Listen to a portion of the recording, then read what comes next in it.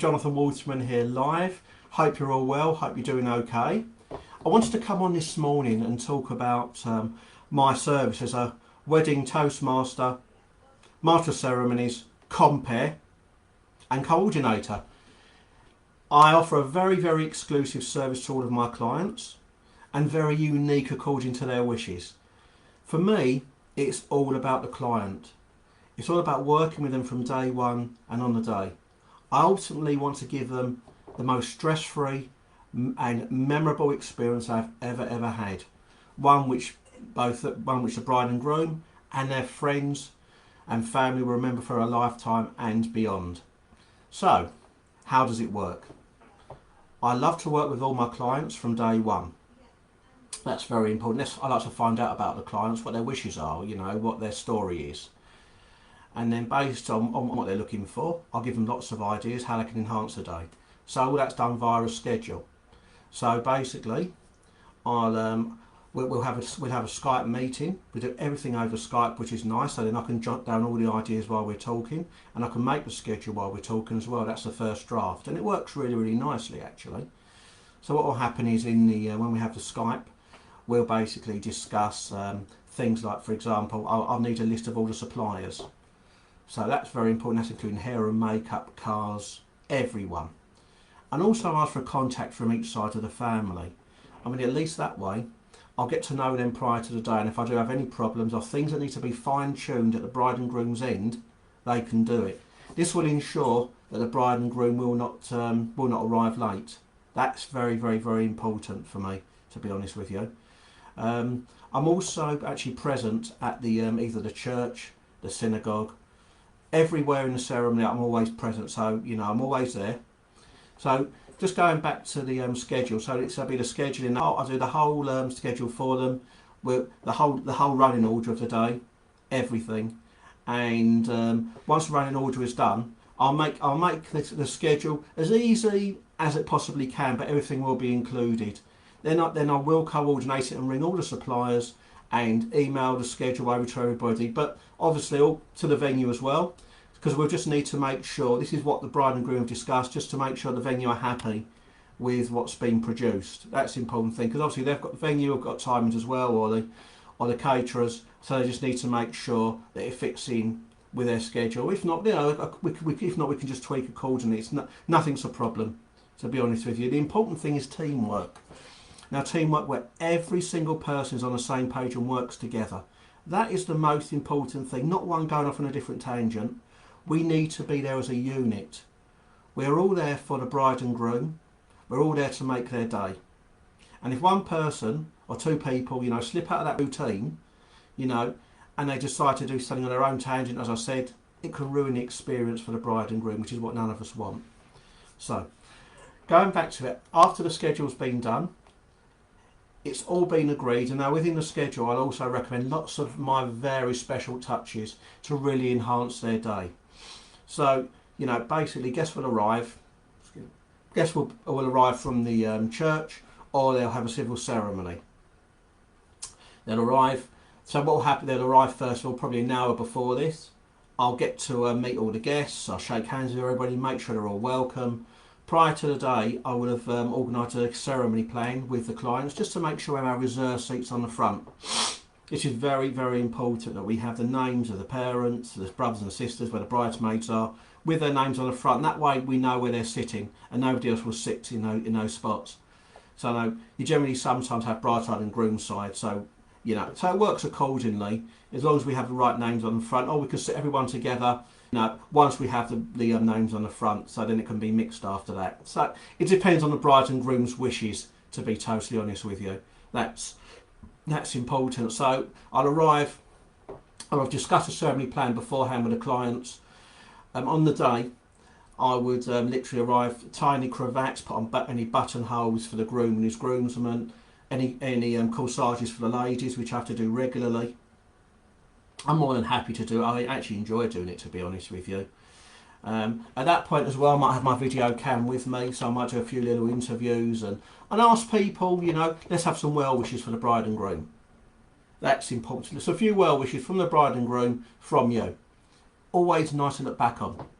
I love it. And another thing which I also do at that point is if the bride and groom agree to it in the previous meetings, I'll also do memories of the bride and groom. I'll start collecting some funny things about the bride, some funny things about the groom, or since they've been together, and I will read them out after the speeches. But that's when I'll start doing it. But that goes on. I'll collect all the way through, basically, through the meal, through the wedding breakfast, through dinner, you know, and through the drinks reception after the ceremony. So, but they'll be read out after the speeches. So after everything's done, I'll make sure everyone puts their glasses down to be seated. The groom will have been registered half an hour before, generally, for a civil ceremony. If it's a church, you know, it'll be done obviously during the service. So then what happens is once everybody's sat down, the groom basically comes in. I like to announce the groom in where possible with his mum and dad and with the boys behind, just to make it special for them if the groom's happy with that. Same sort of thing at the church really, because it's just nice for the photography and videography to pick up. It's all about the bride and groom's special day. You know, they need to be prevalent. Now, you know, they're the people. They're the people whose day it is. Let them be in the photos. Let them be in the video. It's not about me. It's about them. So this is what I try to do. Give a really nice personal service. So what I do is at the church. Let's go back there. Once I'm happy that everyone's in the church, everyone's sat, the groom comes in, I'll get a call from the bride 10 minutes before, just to make sure that everything's on point. So I can get the photographer and videographer ready outside and ready to film the bride as she arrives. And I'll also tell the priest at that point as well, which is good. Civil ceremony, as I say, it works slightly differently. But then sometimes it does, sometimes it doesn't, because sometimes the bride's actually still arriving from home, because she'll be registered literally 5 minutes before the ceremony. So if she's in the hotel, what sometimes happens on a venue, then the registrar will go to their room. Otherwise, if they arrive from home, they might be arriving in a car, or, you know, or some transport, whatever, maybe even in a horse and carriage, you know. So then what will happen is the registrars will take them into their room when they arrive for 5 minutes, just to register. So after the ceremony has all been done, we hand over to the registrar, but prior to that I'll do a little announcement in the ceremony room, if it's a civil ceremony, and say, ladies and gentlemen, can I ask you please to put your mobile phones on silent. Yeah, you know, silence throughout the ceremony, that type of thing, no flash photography.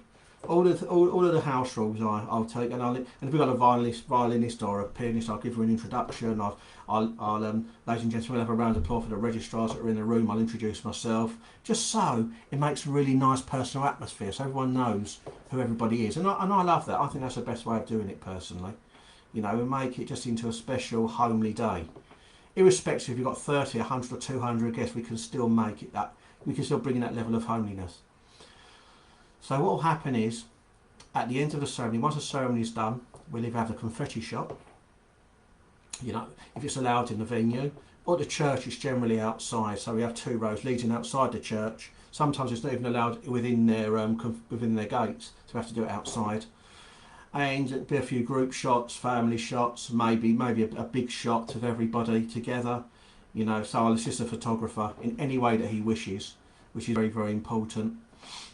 Now, the important thing is as well that I keep checking with the kitchen just to make sure that we're all okay for food to come out on time. Basically, going ahead, that is, make sure we get the canapes out at the right time, make sure we've got the glasses ready for the bride and groom, a glass of champagne each. So there's a lot of things to oversee. The important thing is to making sure that everyone is where they need to be at the right time. The suppliers are where they need to be at the right time as well. That is absolutely vital. So basically, I'm the glue that keeps it all together. I'm bringing the direction, I'm bringing the coordination, everything, putting it all into one, you know, and I'm working according to the bride and groom's wishes. They may want me to be more formal. They may want me to be more informal. Really up to them. So I could wear the red, I could wear a black tuxedo, I could wear a normal black suit with a tie. It's really their choice. So, you know, I'm very, very, very open. I could wear one suit during the day, another suit in the evening. Yeah, it's fine. And also make sure that the table plan within the drinks reception area, and I also ask the bride and groom for a copy of the table plan and the floor plan, so I can just check that everything's all right, the tables are all okay, and I can tell people what tables they're going to be on. So it's always good to do that, because I've come up with I have seen a few mistakes in the past, and it's been rectified very quickly. So I'm there just to oversee everything. So once the drinks reception is being done, the bride and groom would have had a personal photo shoot prior to that. The photographer likes to take them off for 40 minutes, 30, 40 minutes, just for some private photos, which is nice because it gives the bride and groom time to from time together, and the photographer is developing a portfolio for the bride and groom, which is really, really good. I mean, the photographer's job starts again from the beginning when they do the bridal prep for the bride, watching the bride get ready after, you know, when she's being made up, with having her dress put on. They check all the details. They photo all the details of the bride. Sometimes the same at the groom's house with the groom's outfits. So it depends. It depends the package that they've gone for, really. So once everybody's seated, we get everyone seated, make it really, really nice. What I like to do is I like to announce the parents into the room first. That's very important. So I do the bride's parents and the groom's parents. Then I'll do the brides. Then I'll do basically maybe the bridesmaids and the groomsmen together, or the chief bridesmaid and the best man together. Depends how they want it. We can do a little bridal train, or we can do it, you know, individually. However, I'm very, very, very, very open, but it's nice that the family and the groomsmen and the bridesmaids get recognised. I feel it is. It's a very, very big day. The parents are obviously very, very instrumental in the bride and groom's life, as are the groomsmen and bridesmaids. So, but again, nothing's set in stone. It's all about being flexible, you know, and working with the bride and groom the way they want it. Now, after that's been done, everybody will come in, everybody will be seated. I like to open with a welcome speech. That's really, really nice and important. And at that point, that's when I try to introduce a bit of glass tapping. Every time I get the guests to tap the glasses, the bride and groom have a kiss. Loads of fun. Another thing that we do. Again, we spoke about the treasure hunt in the ceremony. So what I'll do is I'll remind people of the hashtag. So there's a hashtag. People can load up as many photos as they like of the bride and groom. And within a few days, the bride and groom will go on to their Instagram or onto their Facebook, and they'll basically check the nicest photo, and then what will happen is, with the nicest photo, they might give them a little gift, that person a little gift, as a thank you for loading up such a nice photo. These are, you know, these are just normal, just photos, just mobile phone photos. So nothing to do with a professional photographer. You know what they're doing. They're working in their professional capacity. This is just a bit of fun for the guests, basically. So what happens is after that, sometimes I have a grace which I announce there, and then I'll basically, what will happen is after that I'll announce dinner's being served. Ladies and gentlemen, please kindly stay seated, as the caterers need room to manoeuvre around the aisle to deliver the food to tables. But during the meal, I'm going around to check with the guests to see if they're happy, see if everything's okay, see if they're enjoying the meal. I make it really, really personal.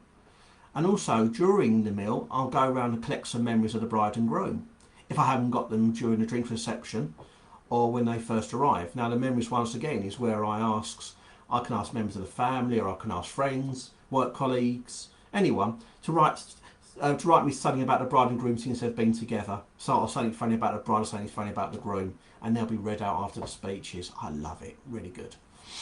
And yeah, so what will happen is we'll go all the way through. Starters, main course, dessert, wine on the table, etc., etc. You know, sometimes it's not to the table. Sometimes it might be a barbecue, it might be a hog roast, could be a buffet. So whatever it needs to be, I'm there to instrument it. You know, if it's a barbecue or a buffet, I'll call up 2 tables at a time, and then keep everyone seated. So I'll always try and serve the bride and groom myself. So you know, I don't like them to get up unless they're insistent that they get up, which is no problem at all. All cool.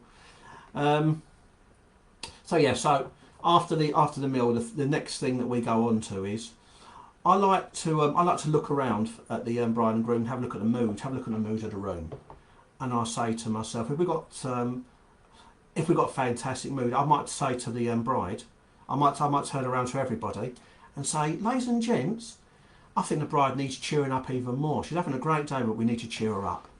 So people might look at me, and what I'll do is, as they're looking at me, I'll say to them, come on guys, come around and give a bride a kiss for good luck. Apparently she's going to need it. So it's really good. So I get all the men coming around to give her a kiss. And it's really, and then we have the glass tapping going and everything. So the atmosphere is there, you know. I like the idea at that point as well, before we start the speeches, we can do a little card ceremony. I could also do this at the beginning, where the bride and groom bride and groom get me 2 blank wedding cards. The bride fills out a little memory of the day and the groom a little memory of the day. And a year later on their first anniversary, they'll open up the card to see what they said about each other. Really fun.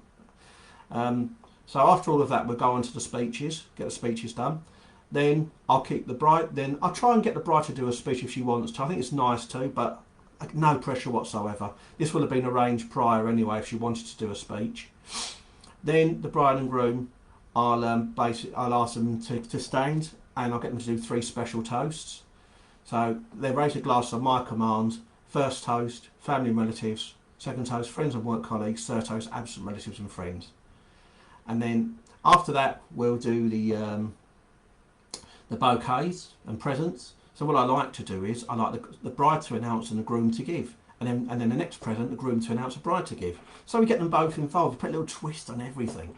That's what needs to be done. We need to make it as unique and memorable for the couples as possible. Then, as I say, we'll move into the speeches, get the speeches done. I'll read out the memories of the bride and groom. I've got a few other little special touches as well, which I will speak to them about to make it really enhance the day. We'll get lots and lots of guest interaction. After that, generally, we'll either do a room clearance or we might have to move a few tables back from the dance floor. Generally, it's a room clearance, you know. So we'll move everybody outside, go and get some fresh air, go and relax, go and chill. The bar will be open outside so people can enjoy drinks. There might be a tea and coffee station. Plenty to do. People might just want to refresh if they're staying on site, if there's accommodation on site. So there might be quite a few things. I might want to go back to the hotel, you know, just to refresh. So what will happen is at that point, a dance floor may come in. There might be a band that comes in, a DJ. You know, the venue will push the tables back, clean up all the tables, take off all the cutlery or the crockery, you know, all the empty wine bottles, champagne bottles, everything that needs to be done to make that room special for when everybody enters. And then at that point, I will ask the caterers, the venue just to put the cake in the middle of the dance floor. And on the middle of the dance floor, I'll also ask them to put on a bottle of champagne and at least 2 champagne flutes and a small plate and serviette and 2 forks. Now, what's the reason that I do this? Is because once the bride and groom are announced into the room, we get everybody into a circle first, then I'll announce the bride and groom in to a really nice song. Lots of rapturous applause, make it special. They'll come in. The first thing we'll do a very nice cake cut countdown to get everybody involved, and we'll do it. Then, what we'll do is, we'll do what they call a cake feeding. So I'll get the bride and groom to cut the cake, seeing it's their day, they're the first to cut the cake, they'll feed each other a bit of cake, which is really nice. And then we'll do a champagne ceremony. Now, I said 2 glasses, but I like it if there's 6 glasses, for example, or even 8. Sometimes we get the parents round, the best man and the chief bridesmaid round the back of the cake. I'll pour champagne into each of the glasses, and then everyone will crack their glasses together, wishing each other only good health, peace and happiness. That's important, and then a few photos. Once all that's been done, the table will come off the floor and I'll do the bouquet toss for single and unhappily married ladies. Just a bit of fun. Sometimes after that they might do the garter, you know, as well. You know, it just depends, you know. And then other things that we can do on that which are really nice. I do occasions a Mr. and Mrs. game, which I would have organised with the bride and groom.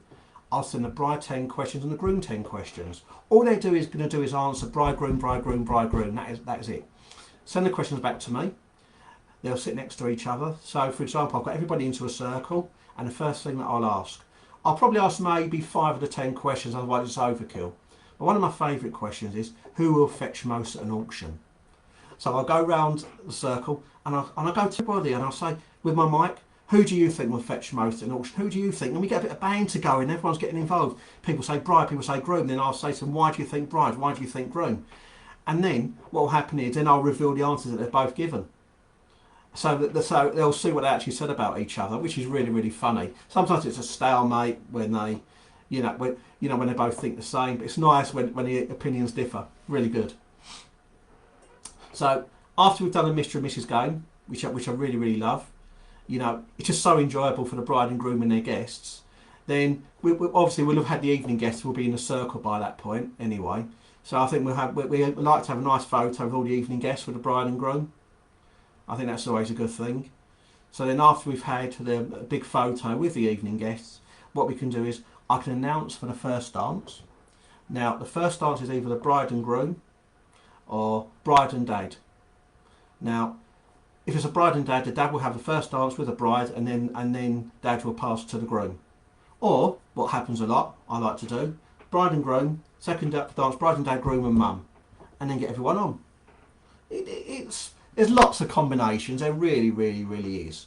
Now, sometimes at that point is when I leave, but there's other points where clients book me to the end, and I love it when I'm booked to the end, because what we can do is there we can have dance floor games.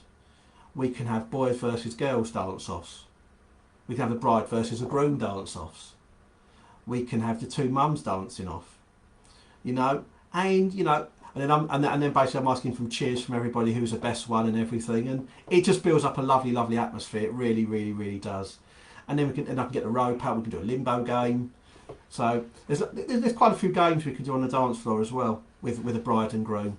That it really, really, really, really is. Do the game where everyone just stands still. Put sweets in their hand, and basically, if they it's a mannequin challenge. Basically, it's a mannequin. I do a twist of the mannequin challenge, which is really, really good, and it always goes down quite well, actually. Sometimes throughout the evening we might have a little karaoke session, which I love to kind of host. It's great, and also joining myself. Also on the dance floor, I also love to join in with everybody to show that I'm part of it. Joining in, I think, is a very, very, very important part, because you've helped the groom plan, coordinate, and do all the announcements and everything. But you should always be part of it, I find, as well. I think it's a nice touch, personally. I always tell, a lot of the bride and grooms know they're booking me for this sort of service. But again, if they don't want it, they don't want it. It's not a big deal. It doesn't matter. So as time goes on, we can do a lot of different things. And then there might be fireworks. I'll get everybody out for fireworks. It happens. There could be something else going on. There could be dancers coming on. There could be dole drummers coming on. Anything, really, to do a performance. And then right at the end, I love this bit. We get everybody into a nice big circle. We get the bride to go around one way, the groom to go around the other to say goodbye to everyone. Now, once they've done that, I'll bring them out of the circle. I'll announce them back in from the room into the centre circle for the last dance. After they've had the last dance, they'll say the last speech, And then what we can do is we can get everybody in two lines, and they can walk through the two lines as they're coming out the room, and that makes for such a nice shot as they're leaving. It's a closure. They're leaving the building. You have your two lines, and they're coming out. People and the bride and groom are walking out. It's really, really good. It's a nice service, but as I say, I can tweak it to any way you want. That's just the basis of what I actually do, and there's a lot more on top of that. So just to recap, in essence, it's announcing, coordination, planning, comparing. It's being your eyes and ears on the day, making the day stress-free, exclusive and unique to you. I cater for every single kind of wedding there is, and everything's on my websites, whether that be an English wedding, a ceremony or at the church with a reception, Greek, again I'd be at the church, Asian, Afro-Caribbean, I'm always at the church as well. I do Muslim weddings, Arabic, whatever there is, I could do. Chinese, I've done them all. And I've done all the mixed marriages as well. Mixed marriages are becoming very, very popular. So I know how to play it, the East versus West weddings. So yeah, so you leave it in my capable hands. All I ask for on a day is one person from each side if I need them. And that's it, really. So I want to say, ladies and gentlemen, my website is www.thecompletetoastmaster.co.uk. And just to add, you'll see on the website I'm actually a booking agent as well for all other services. Now, people like a lot of people like to come to me for the complete package, but that's up to them. I can do I've got the horse and carriages, the larger dance floors, throne chairs, other decor bits and pieces, sweet carts, all of that. So you know, whatever else you need. Wedding cars I've got as well. Transport, minibuses, that type of thing. So whatever else you need, I can help you. So don't worry, don't stress, I'm here for you. So once again, it's Jonathan. And just to recap again, my website was www.thecompletetoastmaster.co.uk, and my Asian website is www.asianweddingtoastmaster.co.uk, and my Jewish one is www.jewishweddingtoastmaster.co.uk. And I can amalgamate this with any of my other services. So I'm also a trained celebrant. So if you need the ceremony created and for that to be special and officiate, I can do that for you as well. So anything that needs to be done, I can do. I can put my hand to everything. So ladies and gentlemen, thank you for tuning in, and God bless. Thank you.